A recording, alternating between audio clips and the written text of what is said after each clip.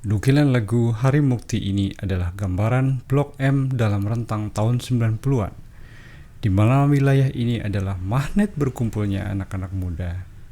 Mejeng adalah istilah yang sangat populer saat itu, dan Blok M adalah lokasi mejeng atau nongkrong yang paling hits. Lintas Melawai, Radio Prambors, film catatan si boy, breakdance adalah penanda keemasan Blok M medio 80-an sampai 90-an. Tak hanya itu, Parkit Film mengangkat kehidupan anak muda tahun 90-an dengan title Blok M. Dalam film itu merupakan singkatan dari Bakal Lokasi Mejeng. Sayang, magnitude Blok M memudar sejak tahun 2000-an. Blok M mulai ditinggalkan anak-anak muda. Mereka mulai bergeser ke tempat-tempat nongkrong yang dianggap lebih kekinian. Ya Blok M sebelum ada MRT, siapa yang mau nongkrong di situ lagi? Tempatnya angker, terus depan Kejaksaan Agung itu daerah angker banget dulu. Orang males ya berhenti naik bis turun di situ, males lewat situ gitu karena rawan, gelap, haunted places itu dulu dibilangnya rumah hantu tuh yang sekarang jadi M Block gitu. Nah justru itu yang buat kita menarik gitu. Ini eksotik nih tempat. Akhirnya kita masuk, kita ubah. Dan sekarang tiba-tiba ada ribuan orang nongkrong di situ setiap weekend. Pada momen inilah M Block hadir, sebuah kerja bareng antara Peruri dan PT Ruang Riang Milenial.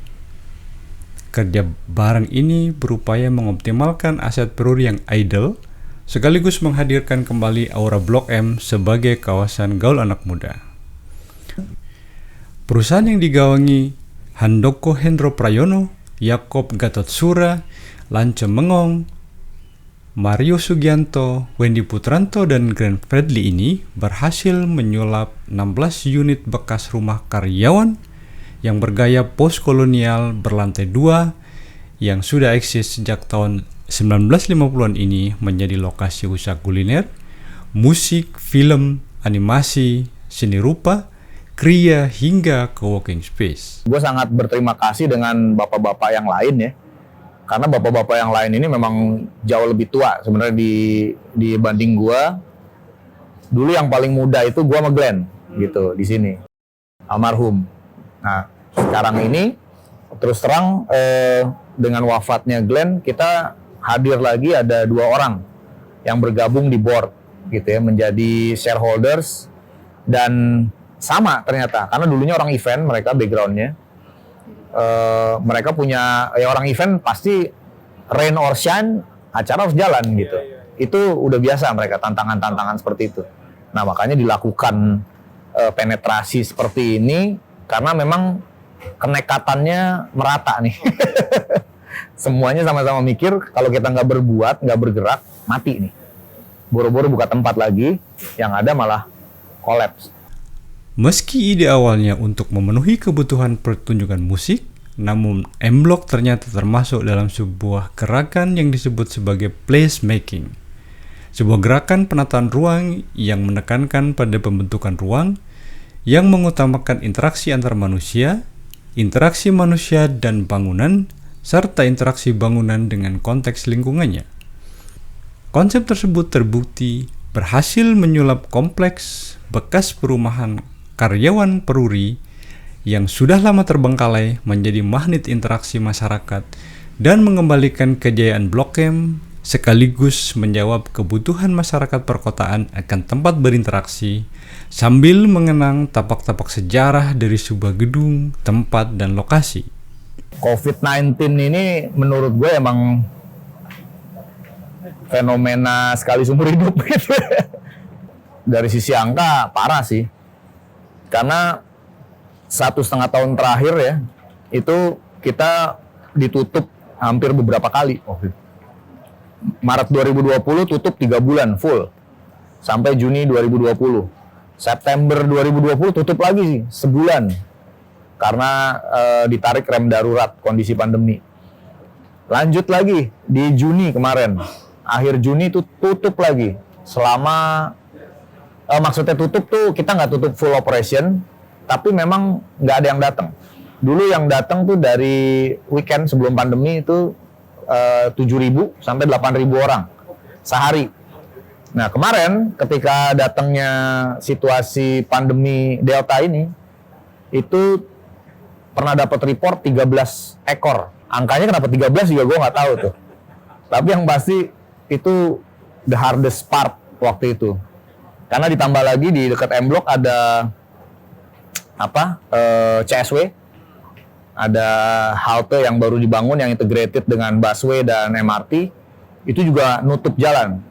Jadi ketika pandemi terjadi, jalan ditutup, ya itu akhirnya cuma 13 orang yang nekat tetap datang ke M Block gitu, Edan. Sampai pandemi COVID-19 menghantam, seluruh aspek kehidupan terkena dampak, aspek sosial, aspek ekonomi, aspek pendidikan, dan tentu saja sektor kesehatan. Tidak terkecuali manajemen M Block. Yang paling gue pelajarin sih, Mei 98 gak ada apa-apanya sama pandemi ini gitu ya. Mei 98 mah ece-ece banget jadinya gitu. Dulu kan kita ngeliat, wajir Mei 98 tuh peristiwa yang mengubah negara ini gitu ya. Tapi ketika dihajar pandemi berapa 21 tahun kemudian, gue ngeliat gila ini memberhentikan satu dunia gitu kan. Sedunia berhenti, semuanya kembali ke rumah dan punya musuh bersama. Dulu kan musuh bersama kita cuma satu ya, Soeharto doang. Kalau sekarang musuh bersama kita nggak kelihatan gitu, virus. Nah ini yang membuat kita juga jadi kalang kabut gitu. Edan sih. COVID-19 ini menurut gue emang fenomena sekali seumur hidup gitu. Kita nggak tahu kapan bakal berhenti, kapan bakal selesai, nggak tahu kapan check outnya lah ya. Dan suasana ketidakpastiannya terus-menerus terjadi gitu. Yang tadinya kita pikir cuma 2 bulan, ternyata 5 bulan, dari 5 bulan jadi setahun, setahun ternyata 1,5 tahun, dan sekarang hampir 2 tahun gitu. Nah ini terus terang sangat situasi yang tidak pasti ini sangat mengganggu sebenarnya, karena dari sisi event tuh kita memang berbisnis dengan kerumunan. Tantangan situasi luar biasa ini tentu harus direspon dengan cara-cara extraordinary. Inilah yang dilakukan oleh Wendy dan rekan-rekannya. Respon atas tekanan situasi pandemi ini dilakukan dengan membuka M Block Market yang melayani komunitas dan rumah tangga berbelanja rutin dalam bentuk sembako. Itu dia sih, karena di belakang M Block ini para foundersnya itu memang orang-orang yang bergerak di bidang kreatif. Kami semua emang punya semangat yang militan lah ya, dan Spartan, nggak mau menyerah atau dibunuh oleh virus gitu. What doesn't kill you makes you stronger gitu kan. Jadi tekanan yang sangat berat ya justru menimbulkan kreativitas. Nah makanya kita berpikir waktu itu kalau kita menyerah pasti kita mati. Karena memang nyaris mati waktu itu. Kita lay off ada 12 orang pegawai waktu itu. Nah karena semangatnya untuk tetap bertahan dan kita pivot ya, melakukan pivot, akhirnya kita buka tuh yang namanya M Block Market. Kalau nggak ada pandemi, nggak ada agenda M Block Market di dalam plan kita sebenarnya. Karena satu-satunya yang bisa buka, yang boleh dibuka oleh pemerintah adalah groceries. Jualan sembako nggak boleh tutup. Semua bisnis tutup. Nah, kita masuk ke sektor esensial. Kita pikir ini yang akan menyelamatkan kita. Kenapa? Karena semua harus tutup. Venue musik, pameran, museum, restoran bahkan sudah tutup gitu. Tapi yang nggak boleh tutup adalah supermarket, grocery store. Kita ngeliat ini peluangnya gitu. Dengan adanya ini kita bisa terhindar dari tutup gitu. Ya udah, akhirnya kita bukalah sebuah grocery store, tapi kita kasih pembeda di situ bahwa ini bukan sembarangan grocery store. Ini sesuai dengan misi utamanya M Block, mendukung jenama lokal gitu ya, mendukung brand lokal. Karena kan semua toko di M Block tuh F&B-nya juga semuanya lokal brand gitu. Sekarang masuk ke retail dan menjual produk-produk dari UKM dan UMKM. Tapi bukan sembarang UKM atau UMKM. Ini hasil kurasi kita semua bahwa barang-barang yang dijual ini memang UKM dan UMKM terbaik lah. Dari mulai snack gitu ya, produk rumah tangga, kemudian produk kebutuhan sehari-hari, sembako, itu 80%-nya yang dijual di M Block Market adalah produk-produk UKM dan UMKM. Perluasan upaya kreatif tidak hanya berhenti di situ. PT Ruang Riang Milenial selaku pengelola M Block melebarkan sayap kerjasama dengan PT Pos. Hasilnya, gedung bekas kantor pos Pasar Baru Jakarta yang juga merupakan bangunan warisan Pos Telepon and Telegraph milik pemerintah kolonial Hindia Belanda disulap menjadi tempat hangout yang asik. Tempat berkumpul bersama teman-teman sambil mengenal tapak-tapak sejarah. Pos Blok Jakarta itu sebenarnya merupakan replikasi atau adik kandung dari M Block, gitu, M Block Space. Apa yang dilakukan oleh M Block Space itu kemudian direplikasi di Pos Blok. Bedanya memang Pos Blok itu menjadi sebuah destinasi cagar budaya sekaligus ruang kreatif publik.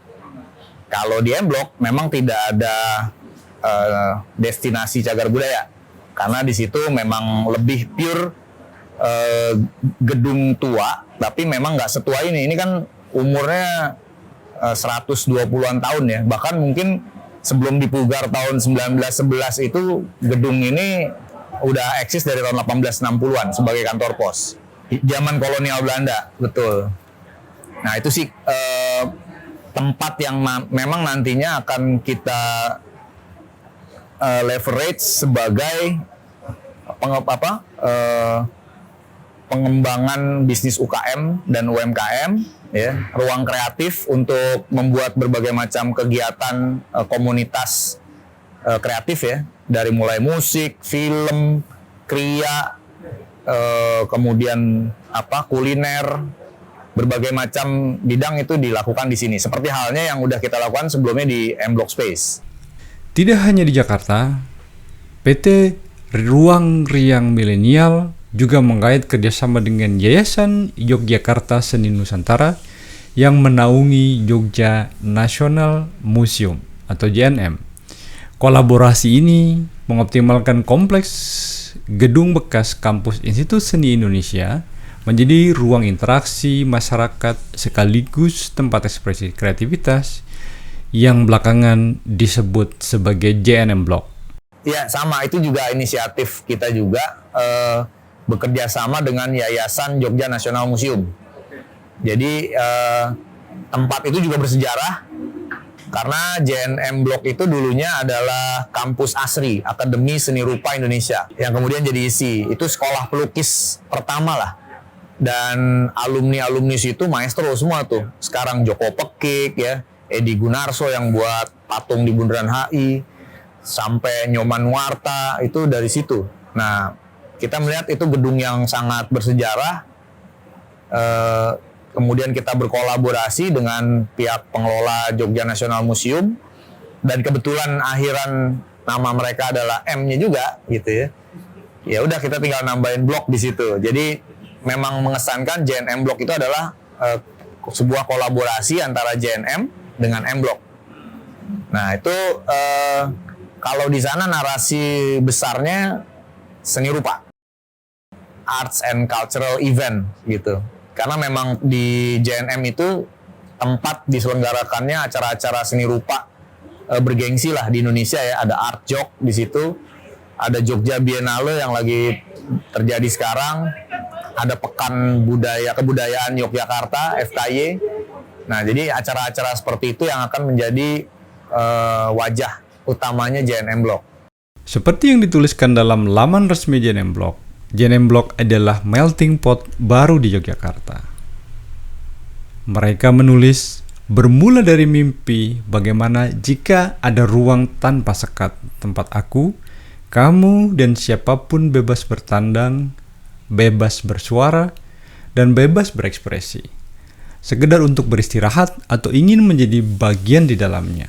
Pintu ini terbuka dengan sangat lapang.